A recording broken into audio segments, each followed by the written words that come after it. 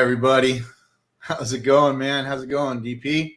Hey, James, how's it going? Good. Good morning, good afternoon, Good wherever you evening. guys are at, For sure. Yeah, this whole global ecosystem kind of mindset is kind of exhausting at times, just Yeah. being able to connect. Like right now, I know it's like what almost 1 o'clock in the morning, 1:30, is it? Or 1:30 for me. It's yeah, 1:34 a.m. for myself. Yeah. So and usually we would be doing a live stream like this like 2 or 3 hours from now. So yeah, times are changing, but things are happening. I mean, we're doing everything we can to move forward and to keep Axion relevant, and so we're excited to be here. We've had some questions. We'll get into some questions later. If you're watching this live, feel free to throw a question up in the regular chat, and Daffy will be kind of paying attention to that, so I don't get too discombobulated. It's possible. Yeah, I'll have you at the crawlers as well. If I see some interesting questions as well. Yeah. So yeah, it's been a journey, and Daffy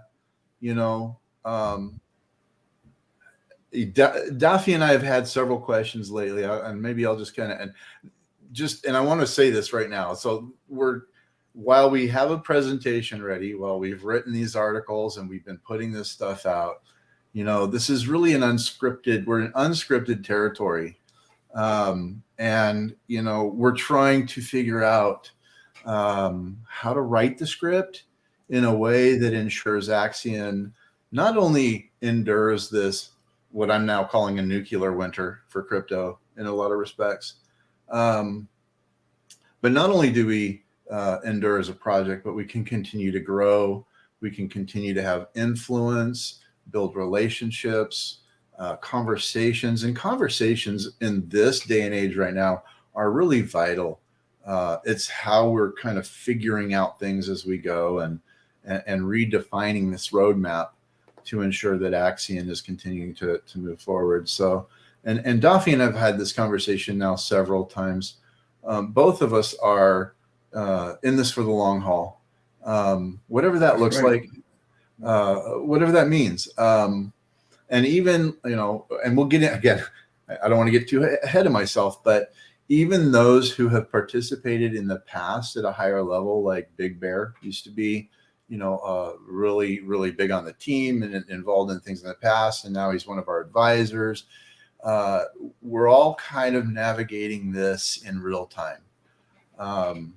Jubbin is still kind of got some oversight. Andy, while he's not fully actively involved in everything, has helped us with some oversight, with some decision making, with some evaluating some of the things we're doing. Deli is still very active as our dev, and has been instrumental in helping keep everything maintained so that we're not facing any catastrophic issues.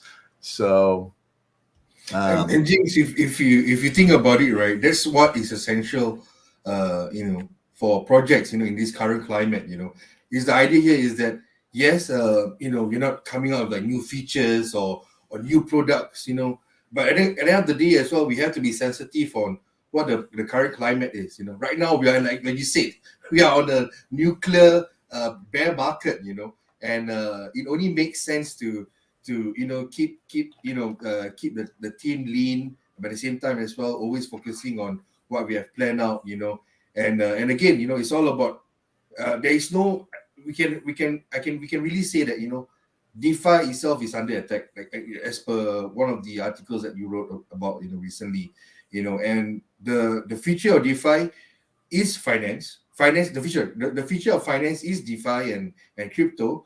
But again, with all the new regulations that's taking place, a lot of things are changing, And I think as long as we continue to be up to date, basically we are always challenging ourselves and say, okay, this is the current climate, this is the current situation, and we move forward with it. I think that's all that should matters, in the projects right now. I think we have seen so many dead projects, right? James. Yeah. No, even recently. I mean, even and not to, overstate or understate, but, even some of our existing community partners, Launch Alliance partners, everyone is doubling down, buckling up, and doing everything they can to ensure what has been built and created has a future. And so, when I came into this conversation 2 years ago as an advisor, never thought I would be, at this level. And we're on trade shows as well, but and that's the other thing we're going to kind of talk about is this is we want to make sure that we kind of get into a more organic, amiable, is that right? No, malleable kind of process where, while we are working on very specific things, there are things happening in crypto, in world economy, and everything else that are going to affect that. And so we don't want to have our heads in the sand. We don't want to be naive in this process whatsoever. And so a lot of my day is spent reading, researching, having high-level conversations, and kind of getting back to the heart and soul of DeFi. What was intended has obviously been pillaged and beat up, but the underlying philosophies and concepts are still as solid as they ever were. And so that's where we hope and we intend, and we are going to seek to be a part of that conversation as we go forward.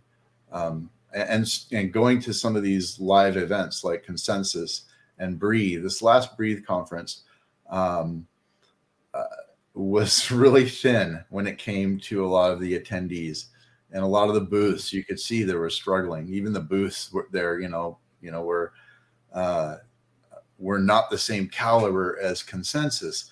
But what was clear, though, is these were people that are so committed to DeFi, to the blockchain, to NFTs, and what the use cases, AI, and collaboration was really kind of paramount at this last one.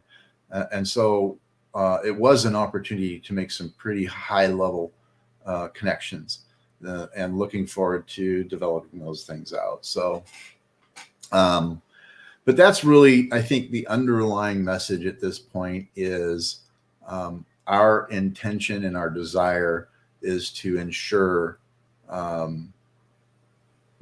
that the lights stay on, that all the expenses that exist to ensure that the websites stay up and all this kind of stuff, that all of those things are actually now covered out for basically a year. So, and we have mechanisms in place to easily maintain that. So we're getting quite interesting volumes as well, right? In the past couple of weeks. So yeah, you know what? There's a new stat thing on Discord, and what I went in and figured out is we've had 300 over the last 2 months. We've had 300 unique individuals, members, log in, and maybe 10% of those, if that, post. But we can now see that people are actually visiting the server. And while 300 doesn't sound like the 4,000 or whatever, 10,000 we used to have, and I don't even know what it was at one point. I know we had several, at least 100 or more active at a time. But it's promising to see that people are still coming in. And what I like about this is, the people who come into Discord who have not bothered to read anything. They haven't looked at the announcements. They haven't read any of they haven't watched any of these live streams. They haven't looked at the Medium account or anything, because they're asking the very easily answered basic questions. and the most popular one is Axion dead. But those that are coming in, those, I'd like to think that those 300 that have been into the server over the last 60 days have looked at the announcements, they've read the mediums, they've caught up, and they're content and happy enough to take a deep breath, sit back and go, okay, I'm going to come back in another month or two.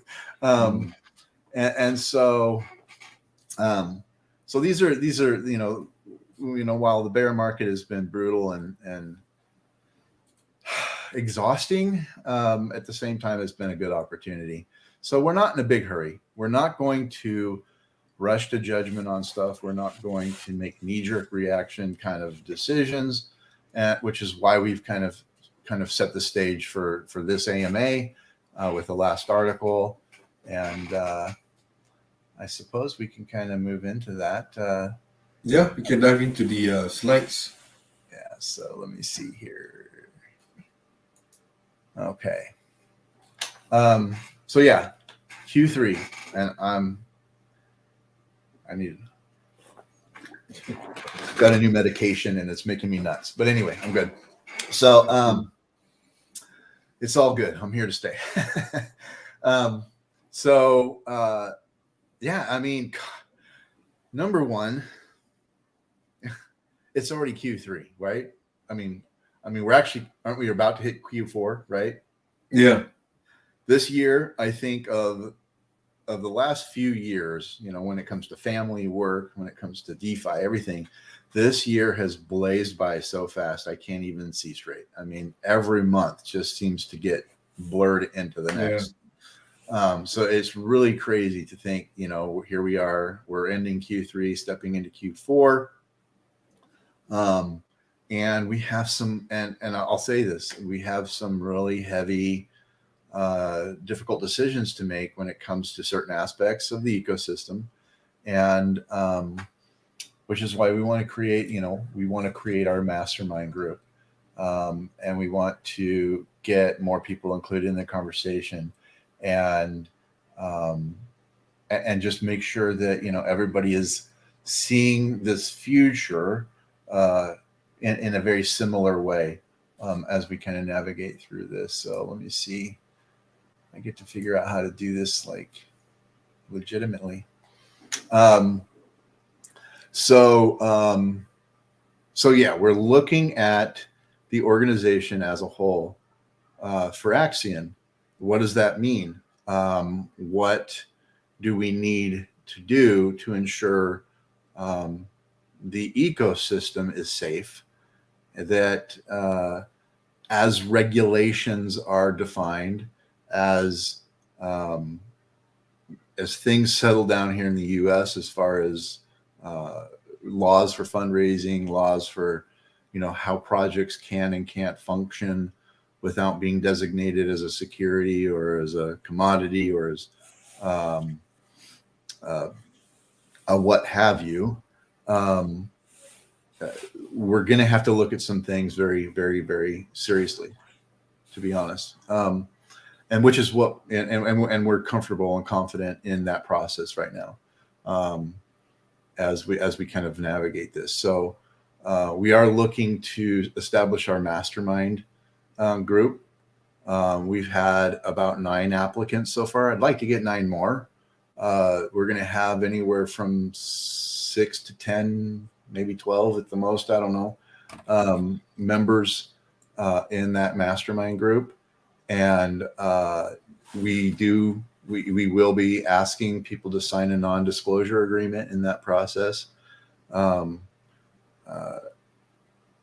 There are certain things that you need to talk about and you need to explore before they are released publicly. And that's just so that you don't find yourself being berated with questions that aren't going to solve or get you to the destination you're looking to get to. So that's why we want to establish this mastermind group within the community. That way we can vet, have those conversations. And then once we feel like this is something everybody feels is has value, then we can take those opportunities, those options to the community. which is why we're going to be updating our voting system and looking at the organization as a whole. And I'll get into this a little bit later, but there are several different ways we can look at establishing the quote unquote entity, if you will. But in a lot of respects, we need to move away from overemphasizing the entity and the expectations on the entity. So, if we want to stay clear of the SEC, and I'm going to put this out here real quick. There was a time, and I've shared this with Dead Poet, I've shared this with Deli, I've shared this with Jebin, I've shared this with Big Bear and Mike, Living Like Mike. There was a time when I expressed that I looked forward to the day the SEC knocked on our door, because our intent is to do things the right way. Our intent is to conform to those laws and regulations. And I have to say that sentiment's changed a little bit, because obviously they've got a very specific agenda. So while I would love to be able to have that conversation, we need to make sure we need to see what those laws, regulations, and the outcomes of some of these lawsuits are going to look like. Because I have no desire to do things in a nefarious way. I have no desire to leverage Axion in a way that would be inappropriate. I'm heavily invested. Dafi's heavily invested. A lot of his family's heavily invested. We're here to help protect this ecosystem that we all fell in love with, right? So, and again, we'll get into this a little bit more, but we're going to be looking at whether it's, looking at going with a DAO type structure, living trust type structure, a social enterprise structure, a community, community interest company, which is in the UK. So, or maybe a little bit of all of that to help kind of define how Axion as a DeFi project, as a token, as a staking ecosystem, as a launch pad, all of these things, we would love to see these things remain relevant and perform in a way that would not be considered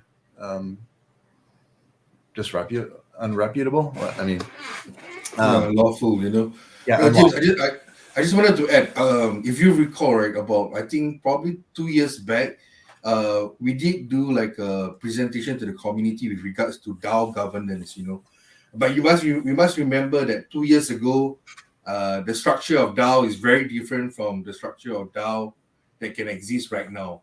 Back then, DAO was just a buzzword. Everyone wants to become a DAO, but no one understands what DAO is, Everyone thinks it's okay, it's just cool to be a DAO, And DAO itself presents itself benefits and also the disadvantages of being a DAO, But now with proper structures, in fact, there are companies out there that can actually help you with the entity structure of a DAO, working along the the regulations and adhering to the demands and the requirements of the government.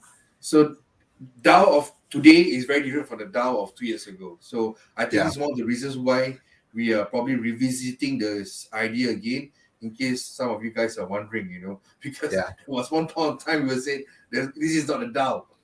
Well, not really, it's a partial DAO, community, team-led, community-driven, And that's really at the heart of this whole conversation right now, because things have changed a lot over the last couple of years, and the way people look at it today is different than when they were looking at it back then. So, and that's the whole intent and purpose of staying malleable and organic and looking at these things realistically, because there's even even DAOs have fallen under pressure because they weren't, while they were saying they were a DAO, they weren't running as a DAO. So they were just wrappers. They claim to be a DAO, but they actually wrap under a corporate entity that runs as a profit making. So it's there's all kinds of illegal ways of people trying to establish their entities. And Axion do not want any of that. We want to establish ourselves as someone who's reliable. I mean, an organization that is reliable, an organization that adheres to whatever the government regulations are. Because we are in the long haul. We are in for the long haul. And we can't exactly be doing shady kind of business. Yeah. Well, I haven't gotten this far in my life. Never been to prison, and don't want to go. So, I was a stupid youth and got myself arrested for getting in a cop's face once, but that was a long time ago. So, it's a whole nother story. So yeah, the future is wide open. It really is. And we have the luxury of making some of these decisions now, and building without a lot of pressure, if you will, because once these markets really do start turning around, once there's clarity, once there's, once everybody kind of sees the destination similarly, at least, things, I think, as bitter and nuclear as this crypto winter has been, I think the next bull run, the next chapter for all of this is going to be tremendous. So exactly. If we can position our ecosystem, our community, and the way that we are doing things appropriately, but once those laws and regulations are in place, we might be able to shift back to some of these things that we're going to be pausing or shifting. And now I'm not talking about the DAO or anything like that. I mean, once we get into what that structure is going to look like, we're going to stay true to that model. But when it comes to Bitcoin rewards, when it comes to launches, when it comes to how we manage launches, how projects are going to be able to fundraise without being immediately classified as a security. These are all, once there's more clarity, there's that chance that we can return to that process, a similar process to how we were raising funds for projects in the past. Mm-hmm. But how we do that in the future, it has to change. So, did I go backwards? I did, kind of. Why is this not? Oh, I see.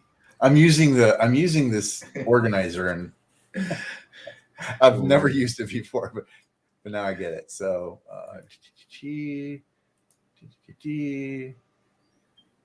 all right. So I think from here it's going to be you taking over. Is that next? Or are you next or me? This is me. Yeah. Okay. So it's in this slide, right? Again, we are again in the unscripted territory, but the thing here is, we always want to make sure that we innovate based on what the market sentiment is, what what the end clients or the customers or the investors want, not just because we feel like innovating.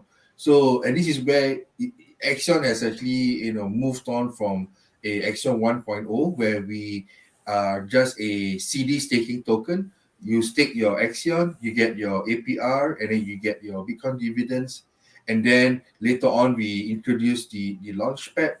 And then when we introduced Axion 2.0 was where we started integrating the NFT ecosystem, where we realized that investors are saying that, hey, is there a way for us to actually utilize NFTs in the ecosystem? Either in terms of reward or in terms of and this is where we introduced the collider, the several NFTs as well. So those are things that we have actually worked on in 2022 and also in 2023. So what's next for us for Axion? So this is where we have moved from a CD staking token to a staking ecosystem, and the future is that we're not going to just be focusing on just staking ecosystem. We will be building ecosystems around Axion itself. So we will have the staking ecosystem, which is part of Axion 3.0. We have the partnership ecosystem, which we have already started to establish this year, which is the Launch Alliance, the Axion Launch, the Axion Launchpad, and then we also start introducing things that we can do with Axion Studios, also the Axion NFT ecosystem, and the latest one, which is the revenue engine ecosystem, which James will actually introduce later on. Do you mind going to the next slide, James? So if you guys recall, last year we came out with a 5-year master plan. Again, how can we be a long-term token if we don't have a roadmap for us? So we were back in last year. We wanted to establish that 2020 to 2021 was about the building stage, and then this was again prior to the whole crypto winter, right? We felt that 2022 2023 was enough for the expansion stage, and then we can get 2024 to be ready for adoption stage. But this is where it gets a little bit tricky, because the whole crypto winter that's taking place. This is where we realize that we shouldn't be expanding, in the winter. Instead, we should be building. And this is where, if you move on to the next slide, James, we have actually extended the building. Sorry, there's an error there. It's not expansion stage, but it's building stage. The building stage has now been extended from 2022 all the way up to 2025. Maybe James, you wanna go through a bit on the revised master plan that we have, starting from what we did last year. Which column? 2023 or 2022? Starting 2022. Yeah, what we did last year. Yeah. I mean, so we do have. There's an article. I'm actually gonna flip over here. Yeah. There's an article I would like everybody to remind everybody of, and oops, that's not how I do.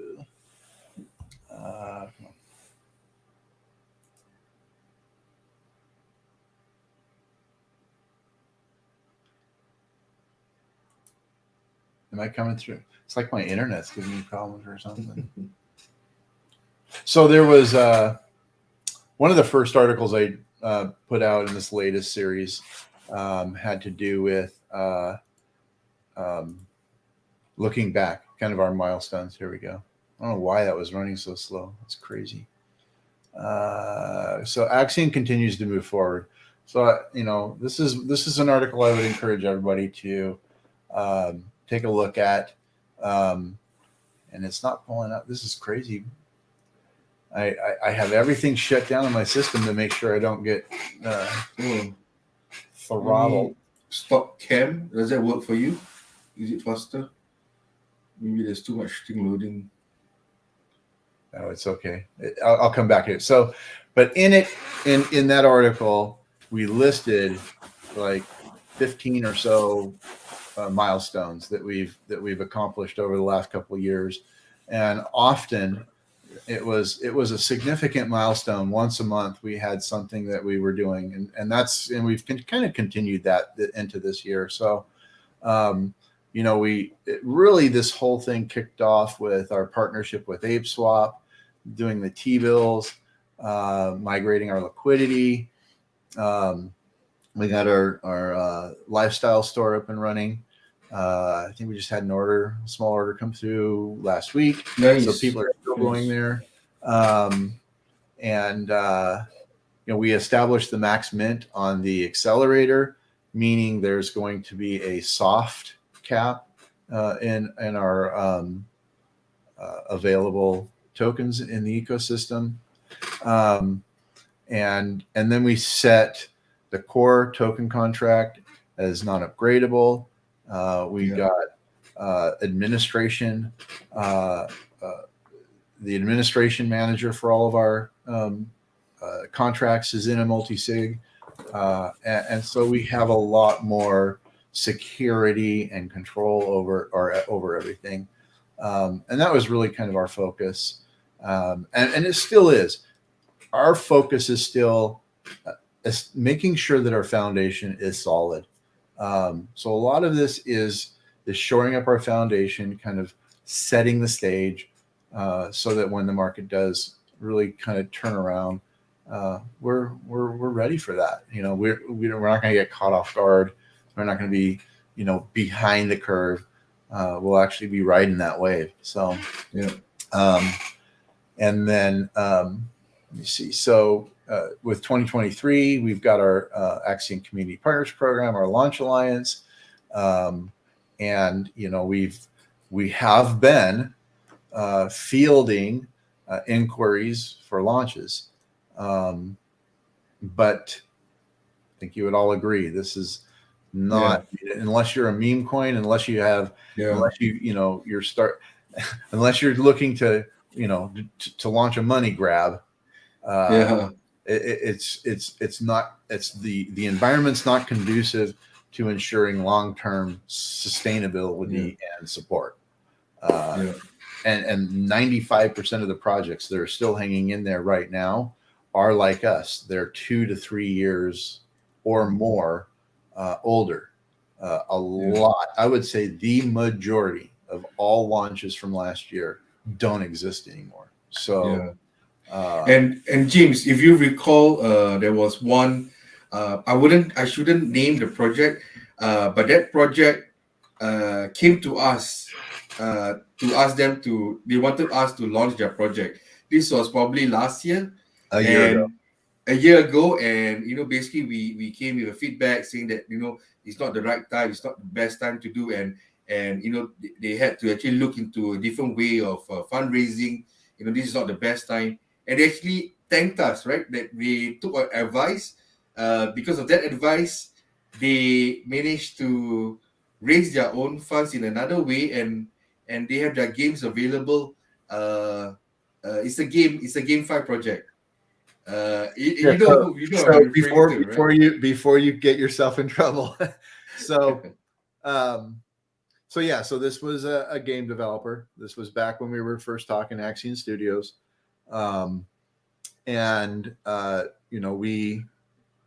We gave them some hard advice, which is what we've been doing. Which is what we've been doing for everybody all year. The nice thing is, like you said, they listened. They went out. They took a whole different look at how they were pursuing things. They've been successful, and I'm now participating. They were supposed to be ready for alpha a year ago, and they just finally launched alpha. So I alluded to this a little bit in the article, but they're not only are they getting through this market, but they have found good, solid, sustainable pathways to ensure that they are able to build and grow. And this is this game is pretty off the wall. It's awesome. And so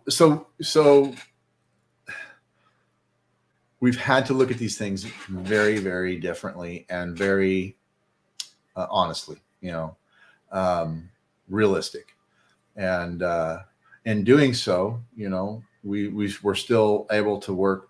In fact, we're back in having that conversation again. But again, it's still not the right time for the type of fundraising that they were once looking to do.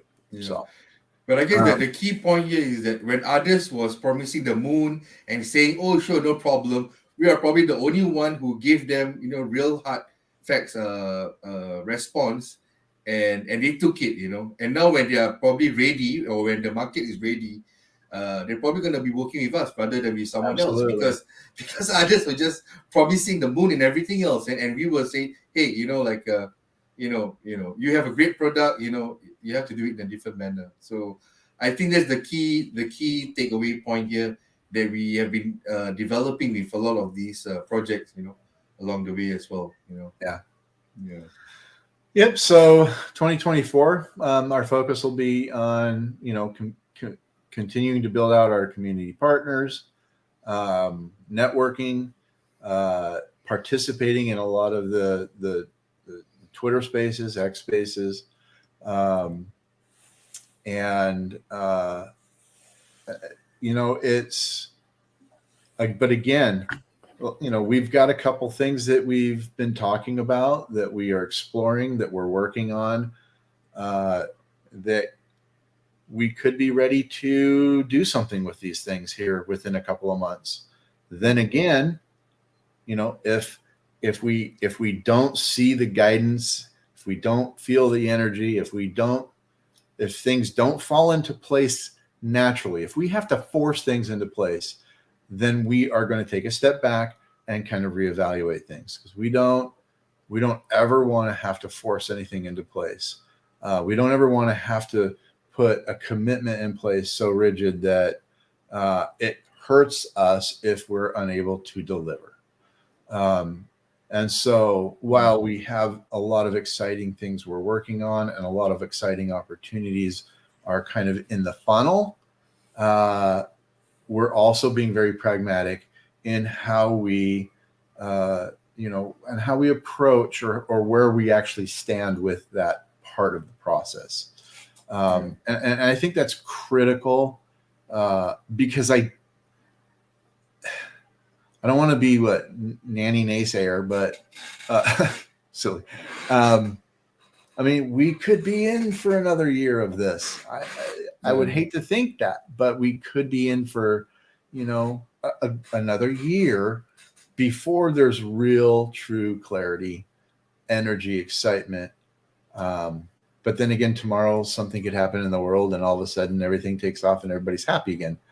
Who knows? I mean, Kim Kardashian might come out and say something that gets everybody excited, and all of a sudden the world is a better place. I'm not Kim Kardashian, so I can't do that. So looking at 24, 25, 26, we need to have a roadmap that is sustainable. And when I say sustainable, I'm also talking about us as a team. There's a question that I'll be answering later about our team and what's up with the team. But especially with the lack of reward, the lack of positive energy, the lack of excitement in the market, as a leader, as someone who is trying to kind of navigate this and drive the ship, it's exhausting. And so we need to be able to ensure that this process is sustainable, so that we don't get burned out, so that we don't get to a place we feel like, there's no solutions, which I've never been someone who can ever accept that there's no solutions. Problems exist because solutions exist. That's the bottom line. So, that's really kind of where we're at. We're just looking to take the time that we've been given in a lot of respects. And I think I just want to add as well, it's not about the team not wanting to be accountable on the status of the project, but it's about the team being responsible. There's one thing to innovate responsibly and just innovate for the sake of innovating. So this is where, instead of looking at the expansion stage, we focus on the building stage. So what can we build in this bear market? We can build connections. We can build Web3 cross expansion plans with other projects. We can look at ideas that we can actually cross develop between platforms. That we can actually implement when the demand is there, when the momentum is there, when the market is starting to move forward. But all these, in order for us to be successful for the bull run, all the prep work has to be done. And instead of, so please don't take it as, since this is a bear market, we are just sitting around and not doing anything. No, we are. we are actively reaching out. James just came back from from a conference. In fact, James, I don't know. Did you share the flyers that you were giving out during the conference as well? Yeah, I put the PDF up. I think so. Yeah, this is. Yeah. I mean, I put these everywhere. And what's interesting is, I mean, I visited almost every booth. I think I did. It's interesting how many booths at this conference had something for me to pick up and take, whereas at Consensus, very few booths had something for me to pick up and take.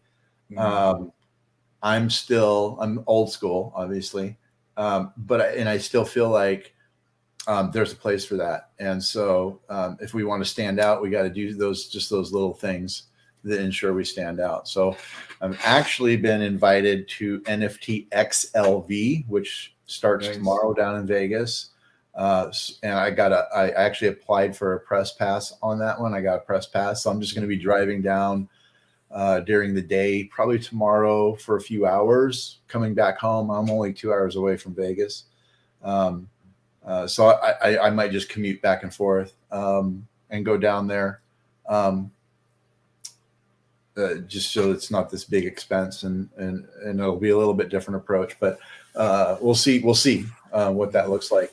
The nice thing about this last conference is I was able to sit down and have much more meaningful conversations. I was able to connect with pretty much the highest level people that were there, whereas in a conference like Consensus, the highest tier, it's hard to get a 20-30 minute sit down with them, let alone a hangout with a group for an hour and a half, 2 hours, which is what kind of happened with us, where we got into a lounge situation, and a lot of those key people were in it. And luckily I had Joshua with Smart Finance there, Mike Hermie with MetaRides, Jordan was there with Polydoge, and for some reason they thought I was really, I was the guy everybody had to talk to. It was kind of funny. I mean, honestly, and they'll tell you I was being introduced to more people that at this conference. I didn't have to actually seek out those meetings. I was actually being introduced. And so that was really nice. And that came from this community partnership building process. Two people in one instance introduced me almost at the same time. And the guy that I was talking to, his name's Randy, he's with Color. I'll be meeting with him again here soon. Basically looked at me and goes, well, if they're vouching for you, I don't have to worry. And now you should. Don't get me wrong.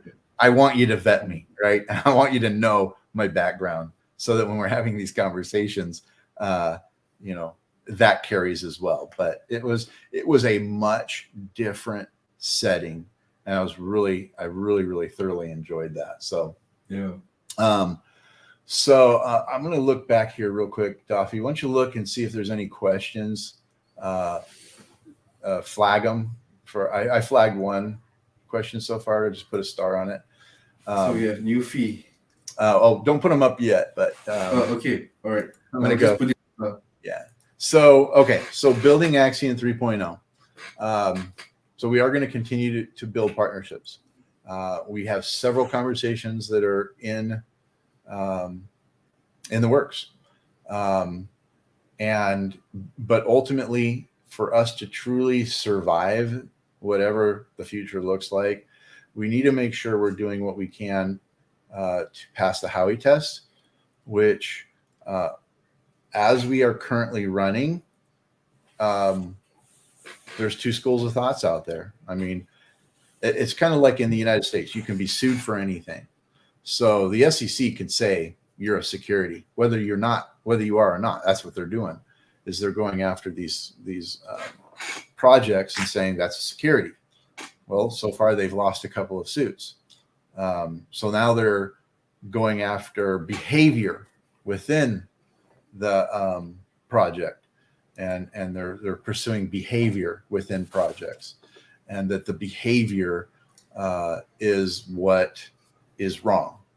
And so for us, really the big elephant in the room is our Bitcoin rewards. Right now, it's contractual. Bitcoin rewards come to you contractually as you stake Axion through the accelerator and staking platform contracts. So can we look at offering that after the accelerator ends? Right now, under the current environment, the answer is no. And that's the hard Band-Aid that we have to rip off.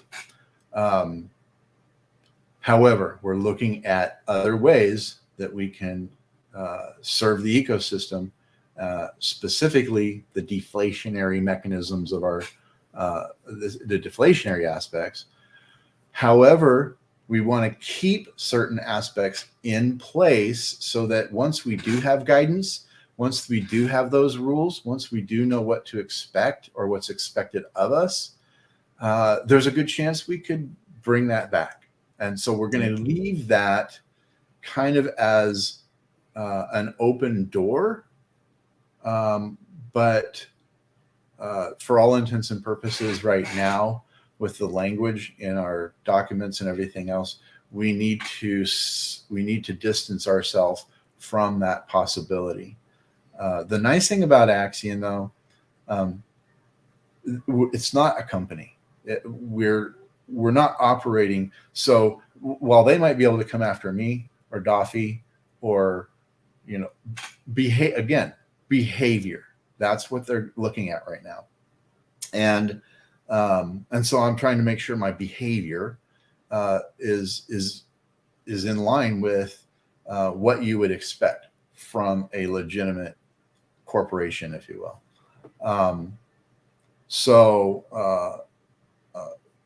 As we kind of navigate this, we're looking at ways to, I guess the point I was going to make is the Axion ecosystem, the Axion contracts, it's not, and maybe there's something more I need to learn. I know that they have frozen certain accounts and that they went after, Tornado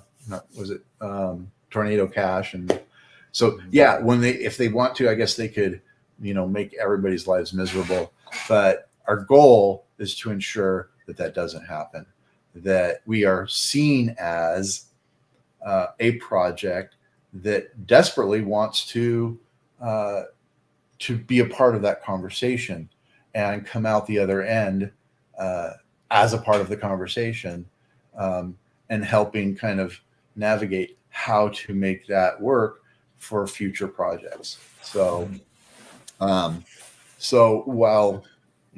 we can't and should not be promising rewards, staking rewards past the accelerator, we want to leave that door open. So, and then our launch pad. This is a big deal. Sorry, Jim, just to clarify, right? We're talking about staking rewards. We're just talking about Bitcoin rewards, right? Because the 8% APY, the 8% stays the same. Yeah. So, we're just talking about the Bitcoin rewards that is built into the contract and managed by the contract. Yeah. So it's not dependent on me to do something for it to work or for it to give out a return. So in that respect, I do believe we are safe. But again, they might see my behavior. So if they come after anything at this point, it's going to be they're going after behavior. Yeah.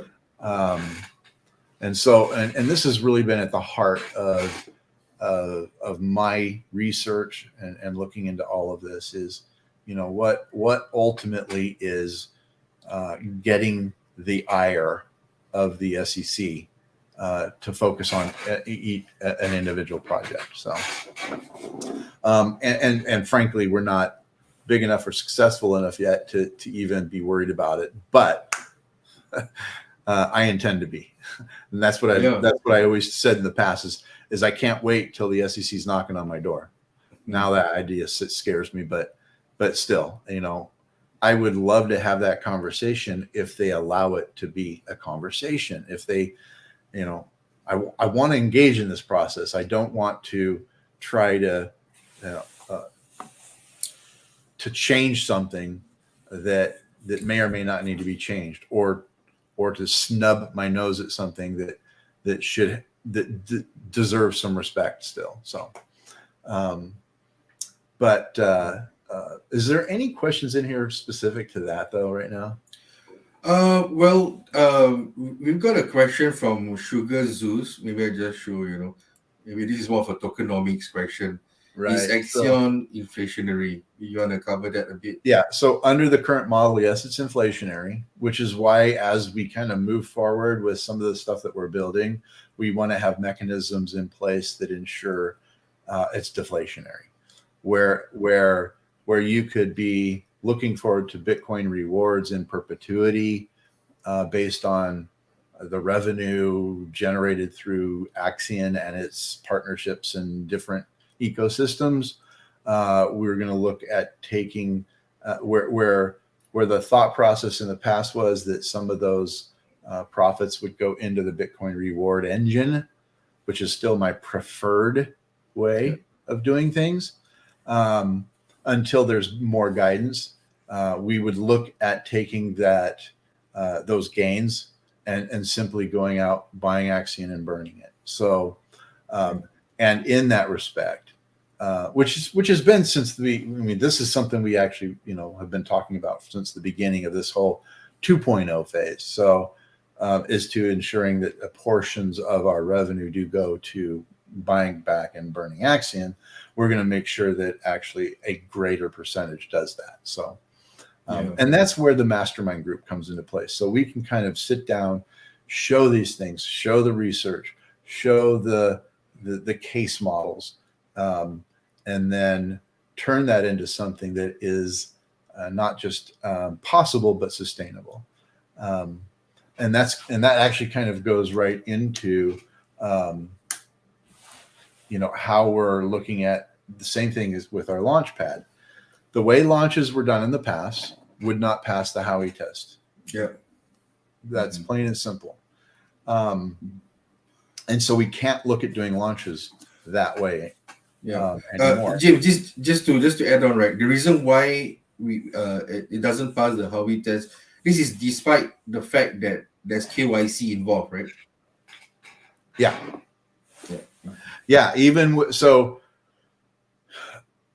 we could do it, but you could not have anyone with a US based wallet participate in the fundraise, period. Yeah. Not at any level, period. But there are some very widely accepted, very sustainable models out there that are used today that allow companies to raise funds, and they don't fall under the jurisdiction of the SEC. For instance, like Kickstarter and GoFundMe. These are models out there that exist where people are able to support a cause or help, a project launch. And so those are the models that we are looking at very, very heavily at this time. And we're excited about this actually. And some of the things that we've already kind of set in motion, if you will. So, and I would love to say that within the next 2 months, we're going to be able to say, here's what we're looking at.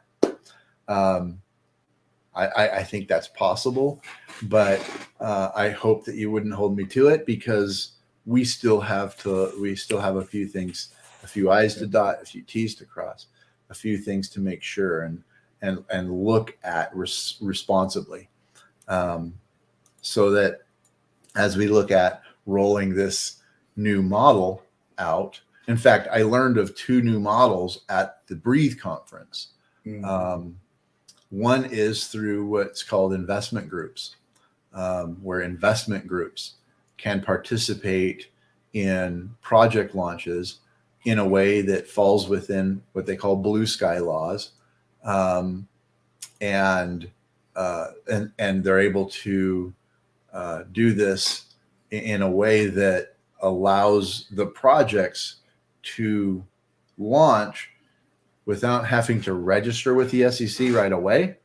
But eventually they would still have to register with the SEC if they planned on doing any revenue sharing model, period. And so that's where cryptocurrency, with the expectation that it's going to grow in value, becomes that expectation of a reward or expectation of a return.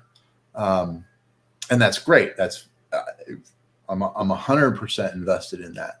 So we have to look at how to grow these things in a way that makes that Axion has this very strong voice in the process, a very strong process in the a very strong process for the process, and a sustainable model, and then we build on that, and we have certain doors that are closed but can be opened later once there's more guidance and once there's more clarity.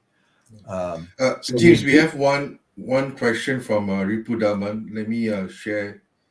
This is basically regarding rewards in the projects that launch through the launches. Still same legal issues?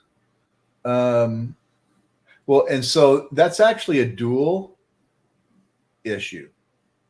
Number one, if we are acting as an agent, as a fundraising agent, an unregistered fundraising agent, or a broker, if you will, to a degree, that's where people have fallen onto very, very the heaviest of scrutiny, which is why the models that we used in the past are not going to be we're not going to be able to pursue them right now. So the same legal issue. So yes, if we are offering a launch pad, if we're launching a project or supporting a project that's launching, that is offering, a return or an expectation of a return on that investment or that purchase, then yes. So same legal issues. Now, if we completely, absolutely, unequivocally disabled, and we could prove that nobody in the U.S. participated in the fundraise, then we might be able to continue to do that. But since I'm an acting agent from the U.S., I mean, I could easily be considered an acting agent from the U.S. and I'm promoting this, and I'm promoting it in a way that doesn't allow anybody in the U.S. to participate. So that's where it gets really uncomfortable and just uncertain. There's just too much uncertainty there. So we're going to look at these models as the sustainability of that model as we roll that out. So, and Axion Studios, how we see, we want to honor that from the earliest of announcements. And so Axion, where we see Axion Studios kind of fitting into this conversation is as a promotion arm, as a, marketing arm, as a producer, even if in the process of building out our ecosystem, we start to have a significant treasury that is managed by the DAO that is can be used to buy back and burn Axion, or it can be used to invest in other projects, whatever that future looks like. Axion Studios can act as that fundraising arm or that marketing arm specifically related to gaming and AI and stuff like that. And so, and I think the opportunity is crazy, because when you talk about marketing right now, we a lot of projects are pretty much subjected to Twitter marketing and probably Discord marketing. But right now with the upcoming of podcasts, there's also potential to have podcasts where we invite upcoming projects and they talk about the project, and it's going to be available on Spotify. I mean, there's so many other marketing avenues, that can be out of just Twitter, the potentials, Yeah. Yeah. And I'm going to throw this other one up here. So Sugar Zeus. Yeah, I mean, I feel your pain. Right now, I currently hold 3.5 billion tokens. Just so you know how how invested and what's the word I'm looking for? Committed I am. And this is why we're doing the things we're doing. There are so many people that have participated in this project. Our wallet count is phenomenal. It's not Shiba Inu level, but it's still very respectable. And when this is shared with other projects, as we're having these conversations and we're able to show these metrics within our own ecosystem, it raises eyebrows and it turns ears.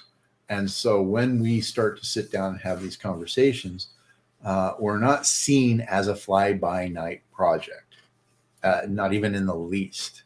We're actually seen as an anchor, as a staple, and especially with our participation in a lot of these X spaces and a lot of the stuff that we're doing out there to bring awareness and attention to Axion. Our goal is to establish this ecosystem as an anchor and as an example for how projects can look at maintaining, being sustainable, and actually maintaining the original intention of that project. So, which is kind of just, that's how it all funnels down into this concept of an Axion incubator with our community partners, with our launch alliance, with these new ways of looking at raising funds for projects. We are looking to attract like-minded individuals, like-minded projects that all can start to support the ecosystem as a whole, DeFi as a whole. As new projects, as we start to go into this new bear market or bull market, and as we start to see new companies trying to, and this is what's crazy.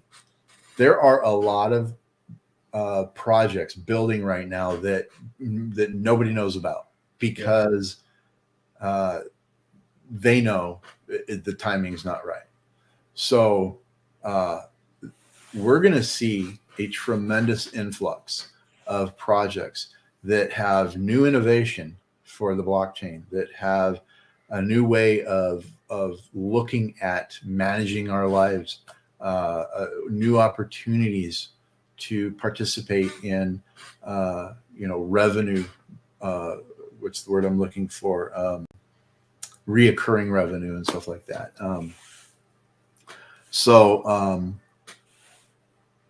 This is where we're at, is doing everything we can to build that foundation, to have that voice in decentralized finance, in the blockchain, and kind of help navigate this process as we learn more, as the information comes out, as the guidance, as the regulations, all these things come to fruition. We're going to be paying attention the whole time, and we're going to be listening the whole time. And we might have something to say once in a while, and we'll get out there and we'll say it, and we'll continue to build. And that really, gosh, this whole thing, like I said in the very beginning, we took a very unscripted approach to this. We have an outline, we have these goals, we have these ideas that we want to put into play, but a lot of it still has not been completely scripted, and what that looks like and how that looks like, and it's intentional. Because we want to be organic in this process, and we want to be malleable. and we want to be able to, we want to be in a position to leverage something that comes up and not be stuck in one track or another. And so, that's really and James, what you mentioned, right, actually coincide to the question from Ripu Diamond as well. What are the lessons learned for this market to better prepare for next during bull, to better prepare during bull for next bear market? Which you mentioned earlier on, Yeah. So lessons learned. We can't do it the way it's been done. We can't do it the way it's been done in the past. We've got to be able to be malleable, basically be prepared, change with the times. And when I say change with the times, I don't mean, I guess the word's conform. I hate that word. But we need to take a hard look at the legalities, the legitimacy, the potential. So it's real, and it's given us that opportunity to take a deep breath, take a step back, and look at the fundamental aspects of what makes anything successful. What are the fundamental aspects that ensure success? And we've had that time now to kind of reflect on those things and to make them a solid part of our foundation, so that as things get better and as things start to take off and grow, we're still guided by those fundamental aspects of success. And we're not sitting there trying to chase rainbows or unicorns, or meme coins, whatever.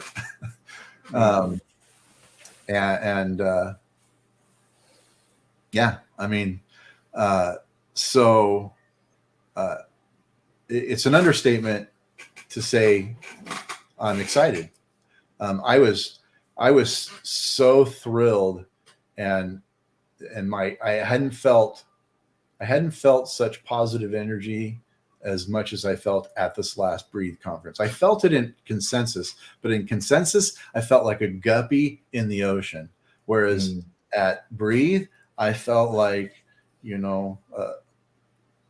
a dolphin, at least, maybe. I don't want to say shark because I wasn't there to, pillage, but I guess when Consensus took place, it was really during the neck of the whole downfall of the bear market and everything else, so everyone was just saying, oh, this is the end of the world and blah blah blah, but I guess when you attended the next conference, people start to realize that those who are in for the fast money grabs have left, and those who are here to stay are those who are going to be continue building, and I think this is where. And I would say the average age of the people attending this last conference, mid-40s. I actually said 50s in one of our spaces, but a couple of people disagreed with me. The level of maturity and wisdom at this conference was unprecedented.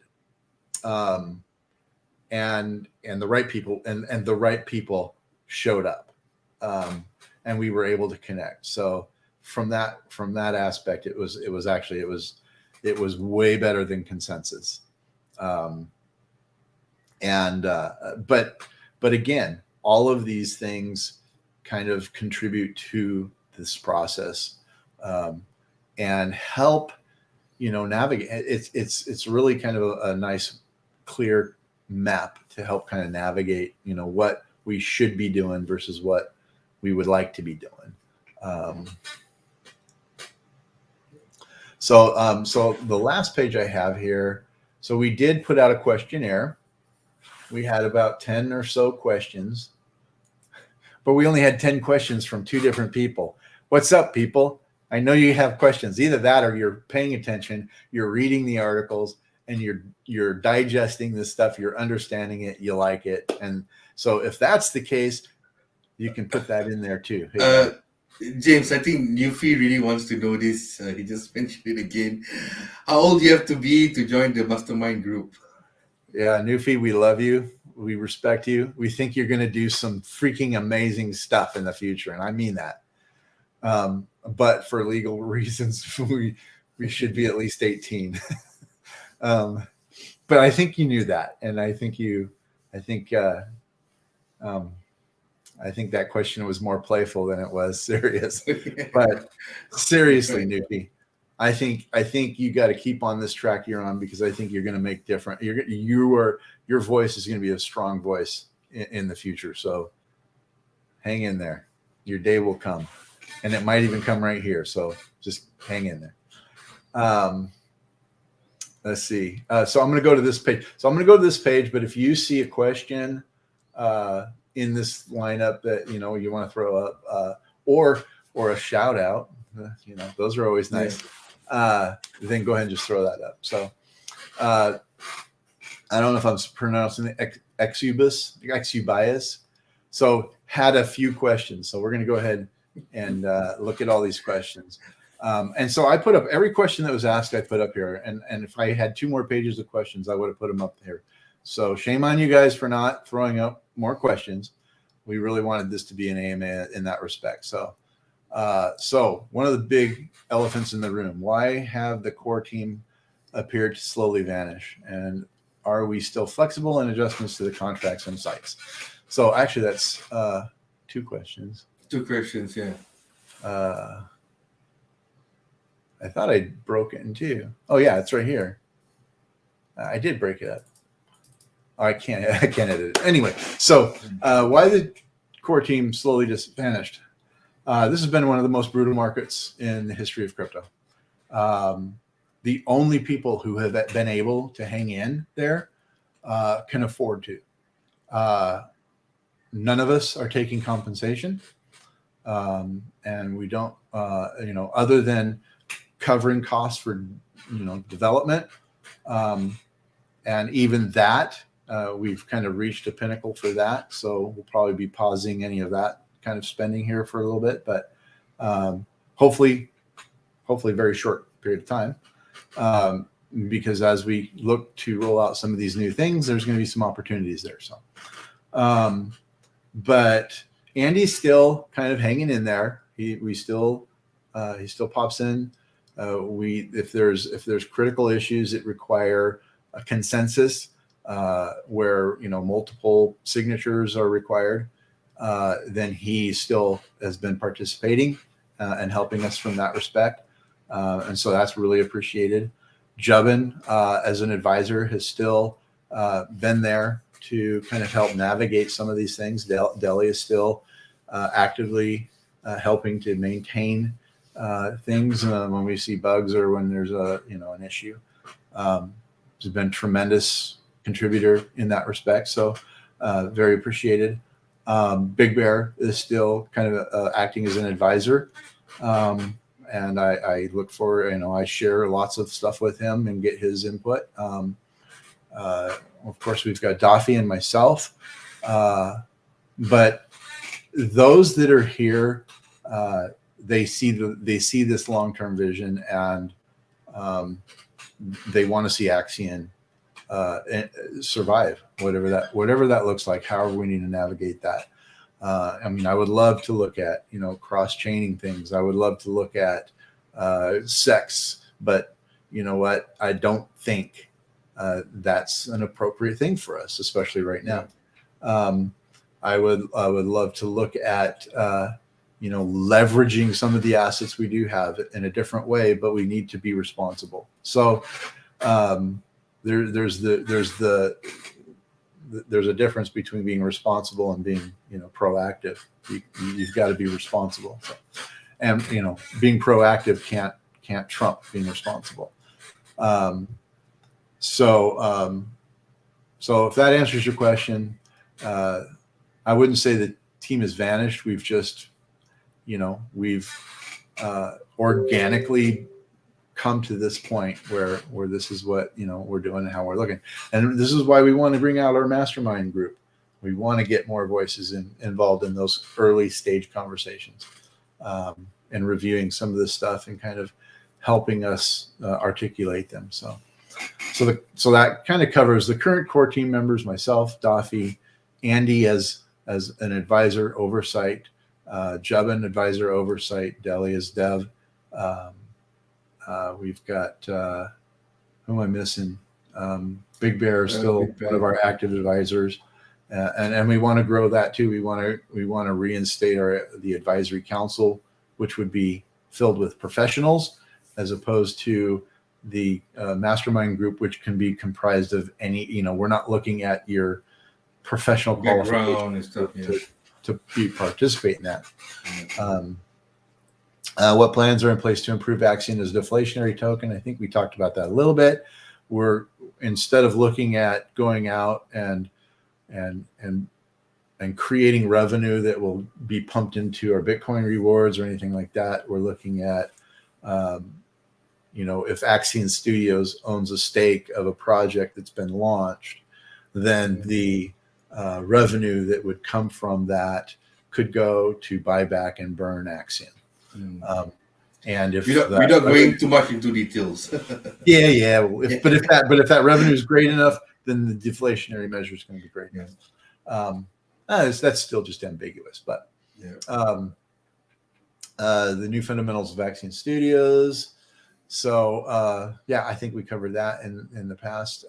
Just looking to leverage that as a mechanism for promoting, participating in, and helping games and the concept of gamification in DeFi. Are we still flexible in adjustments to the contracts and sites? Yes, we can update the websites. All the contracts are in multi-sig. The token contract itself we cannot alter the core token contract. We can interact with it, but we cannot change any language within that token contract outside of those mechanisms that are in place to manage the ecosystem. And so while we can make adjustments to the accelerator or the staking platform as it relates to our UI and engaging in that process, we're not looking to alter those contracts whatsoever, unless something happens within the ecosystem itself that requires that. So having that access to those ancillary contracts, which kind of run on top of and around our ecosystem, is critical. But we have zero intention of changing them unless they must be changed, whether through regulation, whether through changes in blockchain, whether through updating how databases talk to each other, stuff like that. But in terms of the core contract, if we do need to make changes, that will mean that we'll have to migrate to a new contract, right? Yeah, we would have to actually. So for security purposes, that contract can be paused. So if there's a catastrophic event and we need to pause the contract until the dust settles, if there's a big massive hack on Polygon, or if there's any number of things happen, we can do that. And so with that, we could pause the contract, rewrite a whole new contract, and then migrate everybody's holdings into that new contract. But I guarantee you that ain't no desire to pursue that. Worst case scenario is like shit. That's like there's things have truly gone nuclear, right? Yeah. So, however, there could come a time in the next year to 2 years where even that ability would be burned. So, but we're not there yet. The accelerator needs to reach its end of life, and then we can put everything. Then things could even be tightened up even more. But to interact with any of our contracts requires a multi-sig, multiple signatures, and we're going to keep it that way. Jim, so just one question with regards to the accelerator. Perhaps this is a question for me. Like, what kind of timeline are we looking at for the end of life of the accelerator? Based Honestly, on the current, at the pace it's been going, I would say close to 2 years. Mm. But once the market turns around, and if we were to see, the adoption and the participation that we expect and we want, I think it could be tightened up to a year from that day, right? Yeah. So yeah, anywhere from 18 months to 2 years, unless a whale starts coming in and starts really capitalizing on this opportunity. So, Yeah. let's see. Cadillac Jack has a question. I mean, I think we have already kind of answered it.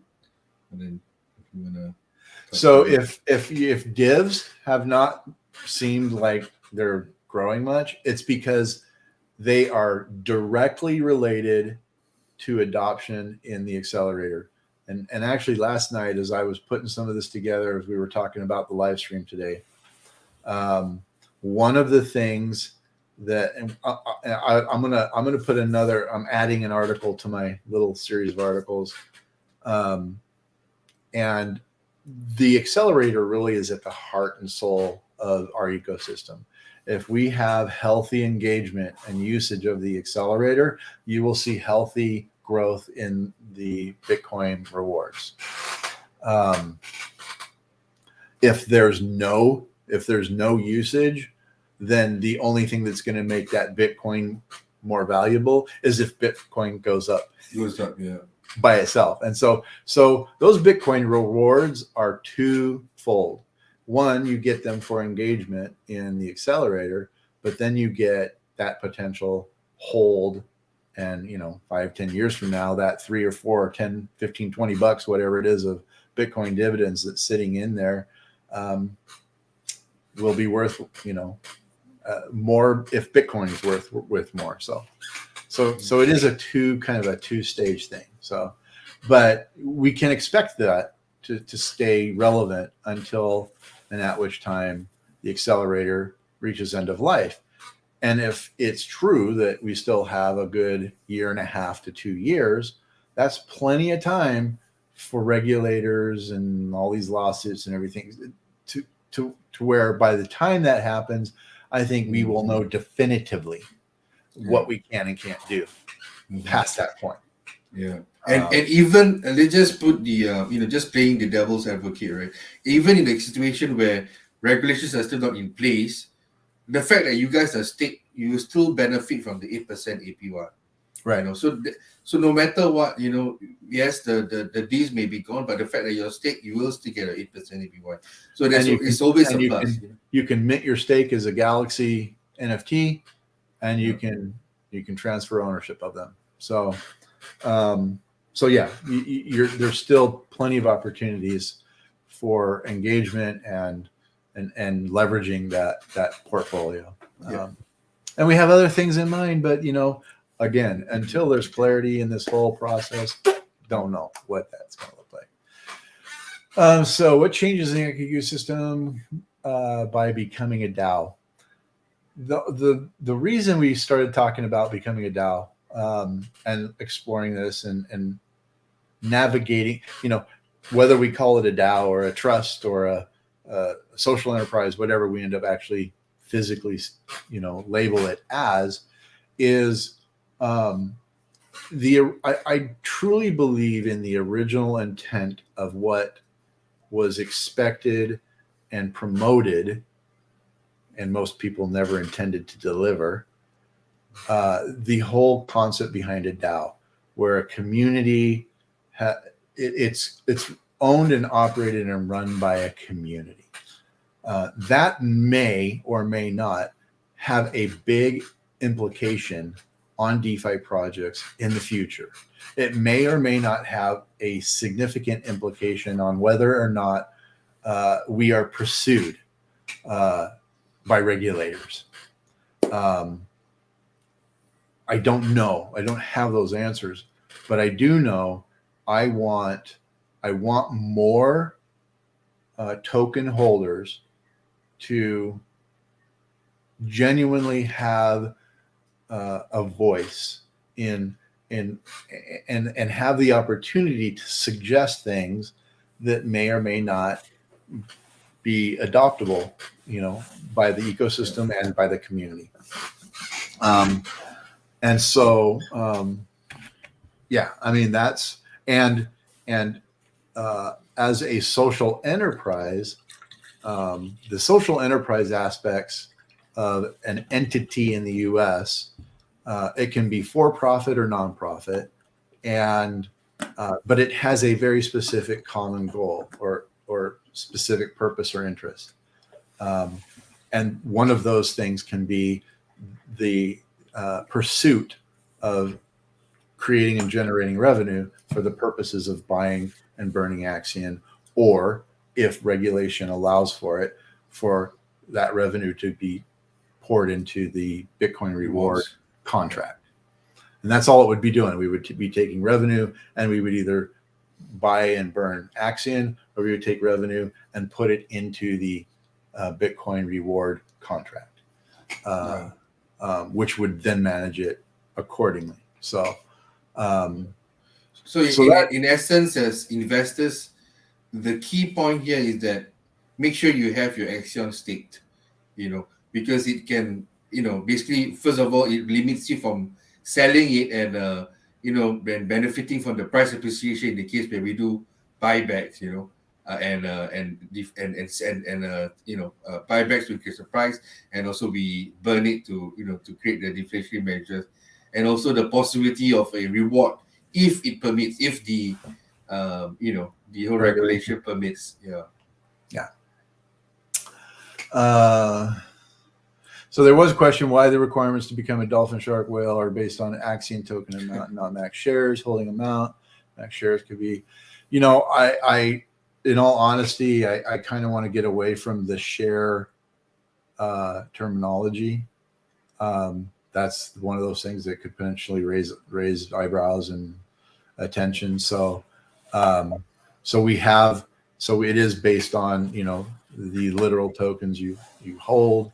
Now it's the reward contracts that use that converted number, that share number, for the rewards and the voting system and everything else. But for all intents and purposes, we're looking to simplify that process of a dolphin, a shark, or a whale based on the actual amount of tokens that you hold, and not how that converts into, quote unquote, what has been defined as shares in the past.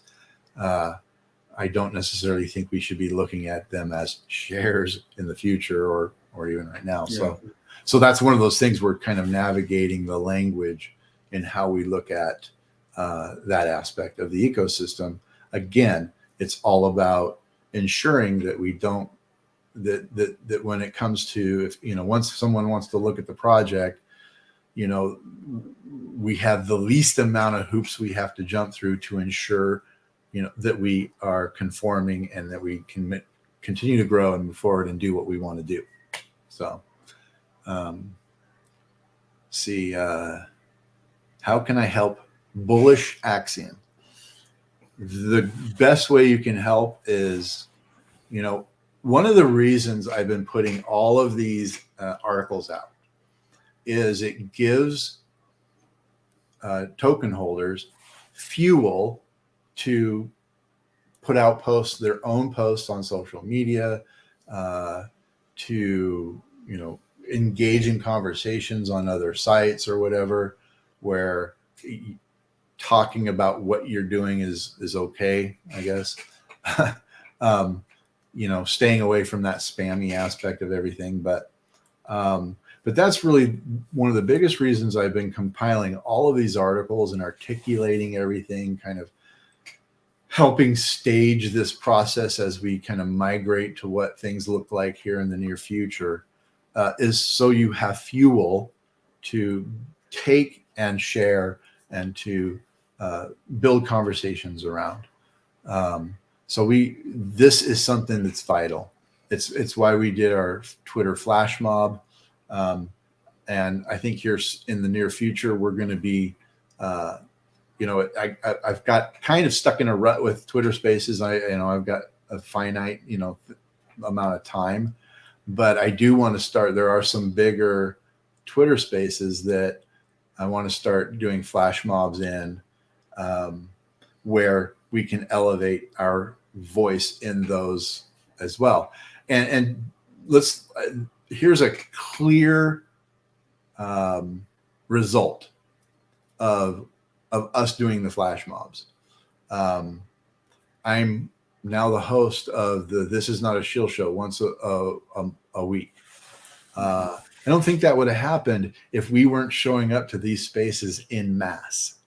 I was doing the 6-hour Saturday space with Smart Finance and co-hosting that.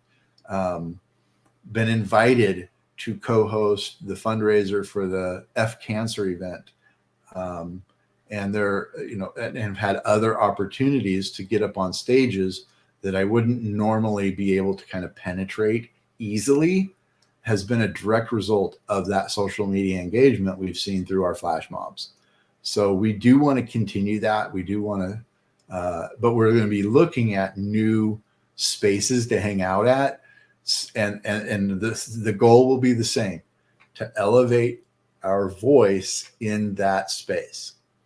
And even if it's only 5 Axion logos in there, in the audience, it stands out so much that they want to know, who is this? Who's Axion? What's Axion? And it's had a tremendous impact on the successes we've seen in that level of promotion. And it's carried over to when I went to Breathe. So that effort that we put out there to do that is still carrying the conversation to this point. So we will be looking at some new spaces to attend in mass, not the same old. And so that's how we can, as a community, get together and actually show others that we're actually a strong, serious, engaged project. So last question here.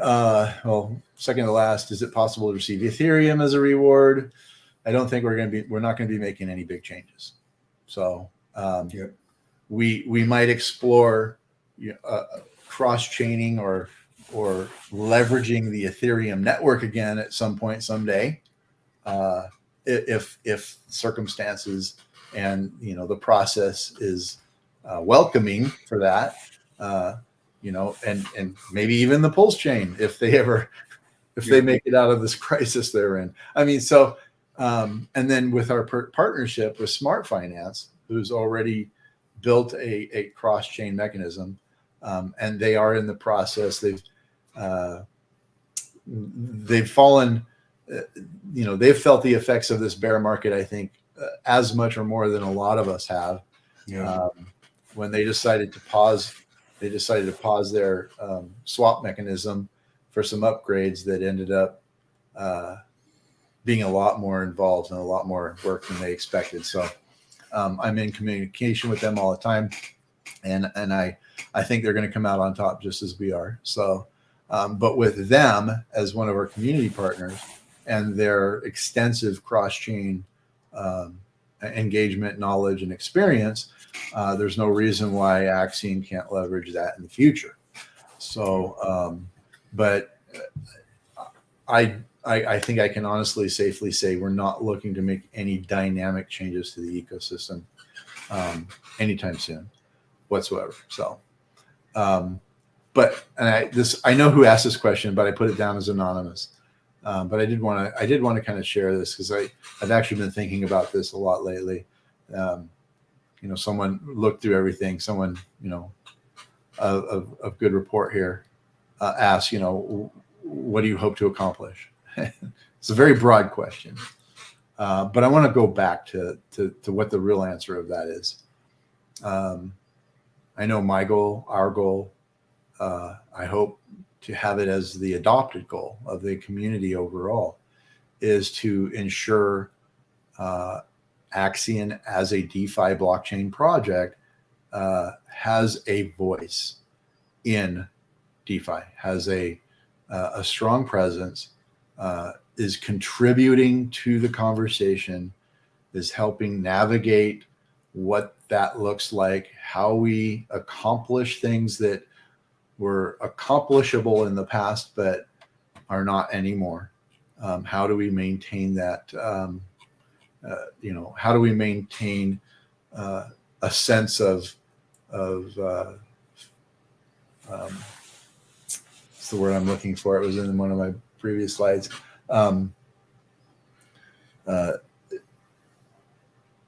That we're able to stay true to those original mechanisms that were put in place to define Axion, and really what I hope to accomplish, the biggest thing I hope to accomplish, is when this market is finally ready to go north, that we're comfortable, that we're not just breathing, but we're comfortably breathing. We're sitting in a nice reclining chair. We're hanging out. We're all well rested. We're all very clear in what those goals and those intentions and those desires are. And we're just waiting for the guy to say go. We're just waiting for the green light, and we can take off from there. So that's ultimately, that's what I want to accomplish. I want to make sure that Axion comes out the other end of this tunnel, and what we have to say is heard, and has weight in this industry. So, I mean, right now, it is all about the attention economy.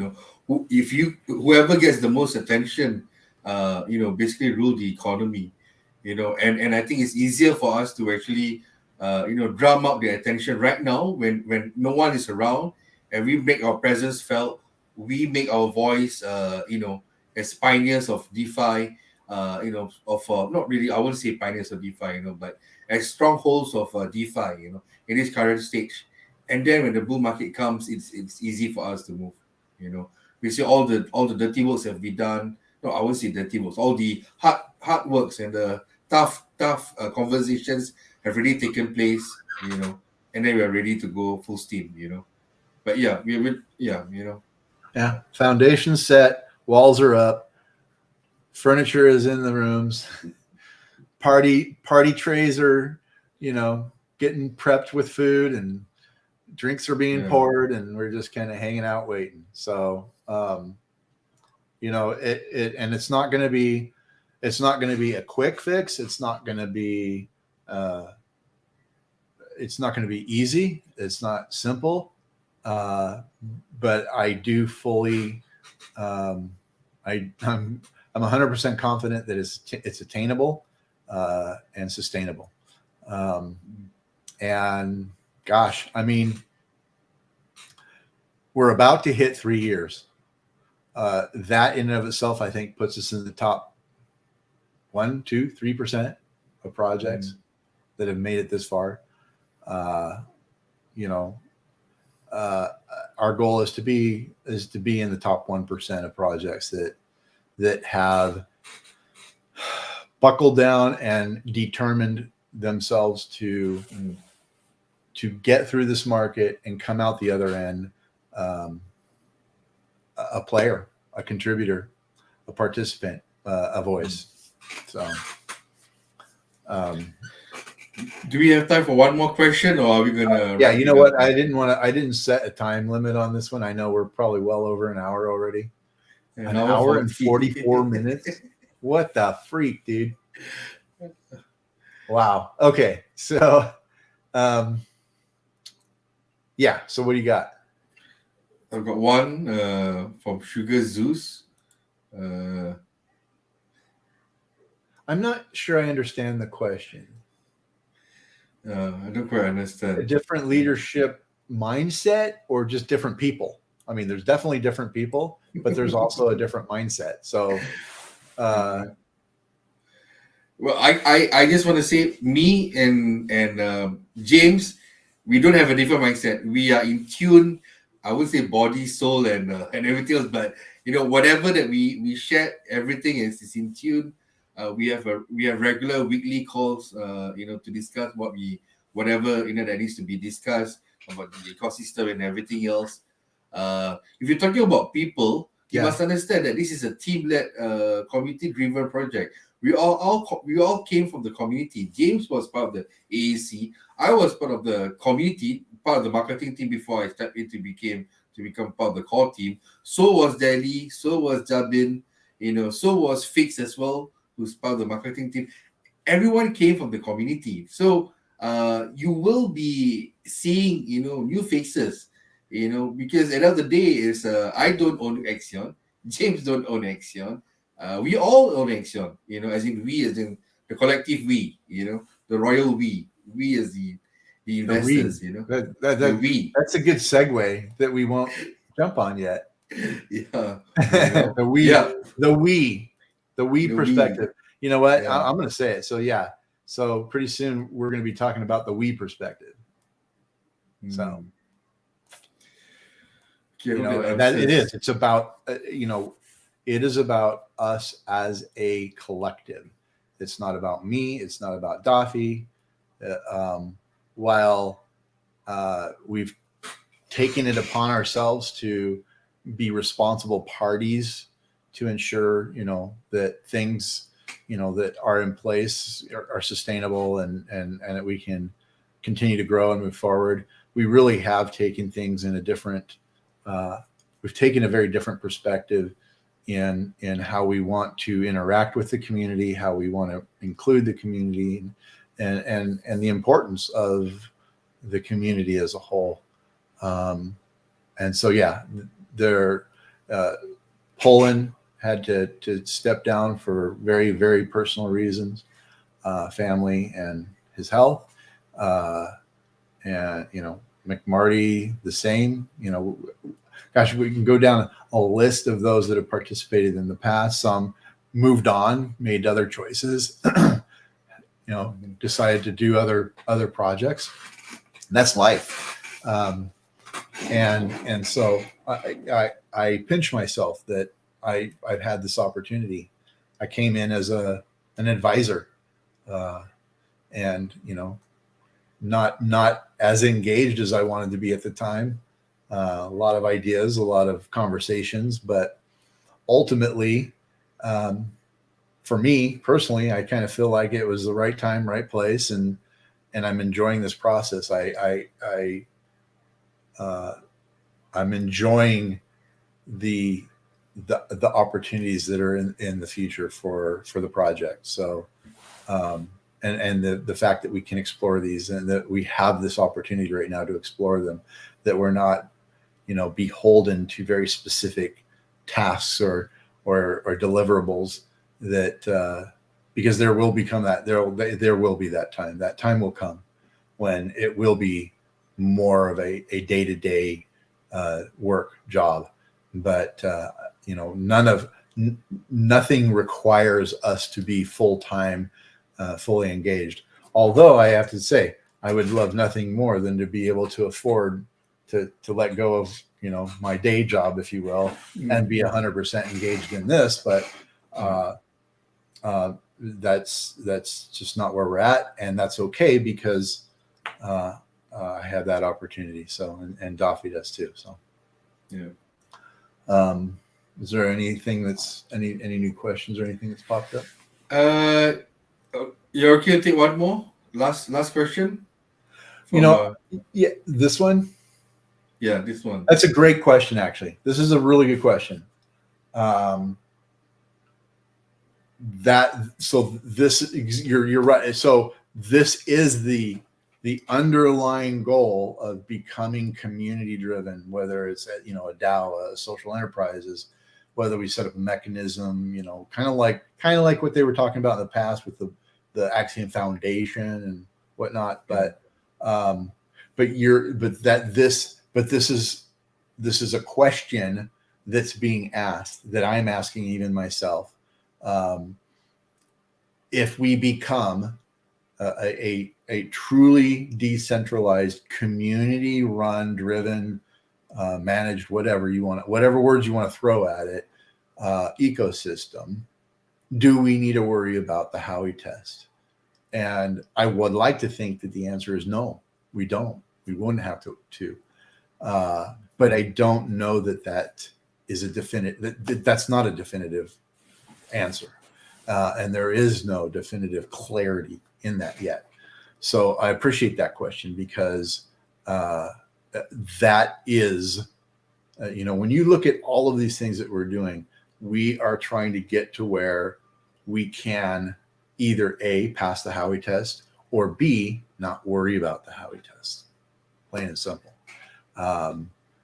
Or C, we know what all the regulations are, and we sign up, and we cross, sign the dotted line, and then we continue to go from there. So, and that's why we want this to be an organic, malleable process. So good question. Appreciate that. That is one of the main goals. If we can truly be defined as a community owned and managed project, then what is there to go after? But I live in the United States. I can be sued tomorrow for anything. So I'll never be safe. But I just want to add a little bit, right? I mean, the project itself started off as a community-driven product with the DAO. But what happened was that there was no exact roadmap or direction to go. And we had it open to the community to basically decide where the project wanted to go. But in any startup, right, in any new organization or entity, right, there needs to at least be, and this was the policy of the DAO structure, and that is, without a proper roadmap, it's going nowhere, because you will have people voting for whatever they want. There's no direction, there's no nothing. And this is where from a DAO, like a community driven, it moved on to become like a team-led project where the direction was paved, right? And then now we have already got a direction. Now this is where we want to be focusing more towards the community-driven stuff. And this is why, like James mentioned, we are going to be looking into the voting system, giving more voices to the community members as well, so that you guys can actually start looking about, okay, this is the direction we want to go. Let's vote accordingly to as we progress further and further down the master plan. So yeah, just to give a bit of an insight, why there was a bit of a shift in terms of the whole DAO community driven mentality. Yeah. And actually, even to kind of tack on this, let me read this last comment here. So maybe a little bit more difficult to actually answer entirely, but when I say moving away from the shares concept, that's in a like UI front facing. Those concepts are built into the contracts. We can't change them. They apply to the voting system. We can use the voting system as a one per wallet vote, or we can use it as a weighted vote based on how many shares or how many tokens, whatever you actually own. And so here's the difficulty in the question. How do we reward people investing in the height of the bull and still feel the investment at the time was a good idea? If we are under this current mechanism without any stopgaps or clarity guiding us, rewards past the function of a contract would most definitely put us into a securities classification. So even right now, in theory, we are not in a situation where we could be classified as a security, because any returns or any growth is completely contingent on those who own the Axion token. Nothing I'm out here doing is adding any dollars in your pocket. And if everything I do puts dollars in your pocket, then we are a security. So, but this is where those who have staked in the past, you still have that 8%. You still have the maturity of your stakes. You still have the growth of the token itself. Maybe paydays as well. All of those things are still there. But like we said, and we've said this a few times now, if there's clarity, if there's a pathway to where we can take future projects, whether we're doing a launch or whether we're doing an actual service or a product or something that people subscribe to, whatever, and there's revenue in that, if there is a pathway in the future where that revenue can be sent to the Bitcoin reward contract, then that's our preferred thing. We would prefer to do that. Yeah. If that means that we're going to be shut down and I'm going to be sued, and anybody else in leadership is it in jeopardy, then that's not a very wise thing we can do, because then the ecosystem basically is left to its own devices. Yeah. And we want to ensure that we have the most opportunities possible in this process. So whether or not it's a good idea is left to history and your experience moving forward. And hopefully we can be a part of these conversations, make these changes, adopt these new kind of principles, and manage these opportunities in a way that still brings value to the Axion brand, and therefore the Axion token holder. But again, I'm coming into this not as a founder, not as an original builder, and looking at how we can ensure that this project remains sustainable and relevant. And I'm honestly 100% confident that's possible. And ultimately, what the value of that becomes, I don't know. I hope it means there are just more opportunities, and that once there is clarity, we look at those items, we sign up, and we do whatever reporting we need to do, make whatever changes we need to do, and then we can start moving forward in a position that we know we're safe and that we can continue to function. So I know, I'm sorry that was kind of a long-winded answer, but these are the things that these questions are really what kind of are driving the why. Why are we doing these things? Why are we trying to navigate this process? Because we do want to ensure that, like I said, I'm very heavily vested in holding the Axion token. So, and I'm excited about that. I really am. I just threw $100 in the accelerator the other day. I was bored and it looked like a great price. So, yeah, you can track it on the blockchain. It's trackable. I'm not lying. Anyway.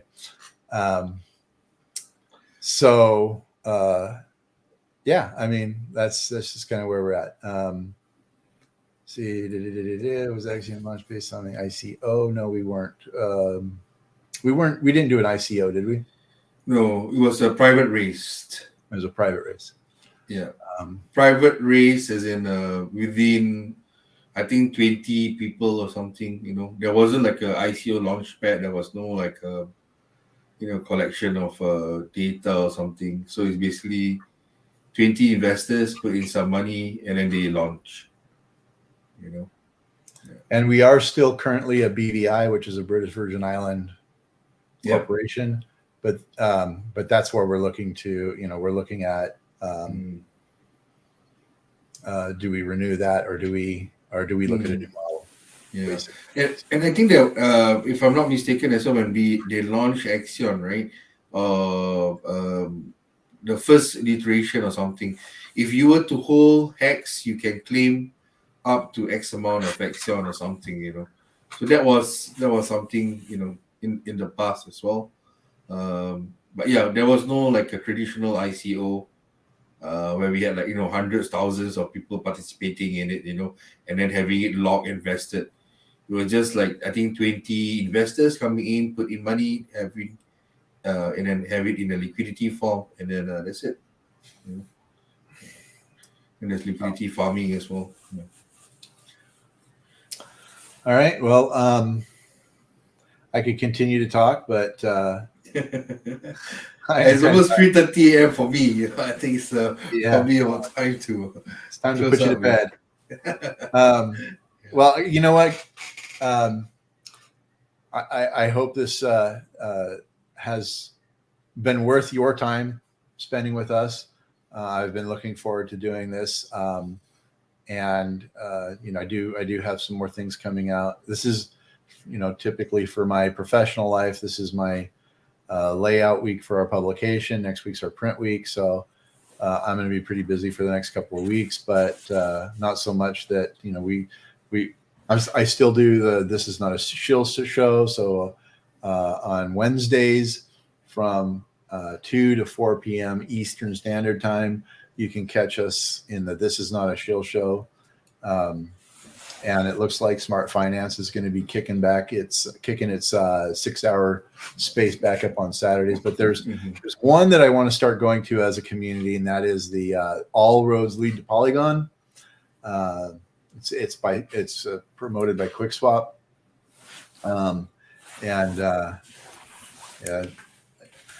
I'll leave it at that. We want to make a good showing at this for the next 2-3 weeks. If we can have a good showing in the All Roads Lead to Polygon Twitter space, it's going to have an impact. So that's what we're looking to do next.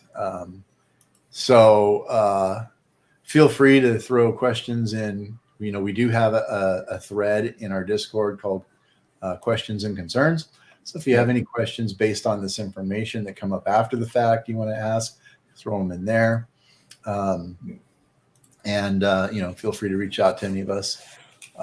And hopefully in the next couple of weeks we'll have some new stuff that we can talk about. So let's see, what is Natsrim do? Here, I'm gonna post this. Feels good. Thanks, man. I'm glad you put it back to, well, it's Natsrim Jew here. I like that better than Natsrim Joel. Anyway, just sharing. As many of you know, me and Natsrim Joel hung out for Consensus. It was really fun. I still fondly remember that and looking forward to it. So looking forward to it again. All right. So I guess that's it. Yep. I think that's it. Okay. All right. Guys.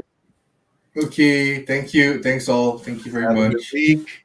Okay. And we'll see you on Discord, and get on Medium. If you haven't clapped and if you haven't shared some of the articles on Medium, please get on there. That's how we're gonna remain relevant. So cheers and happy hunting.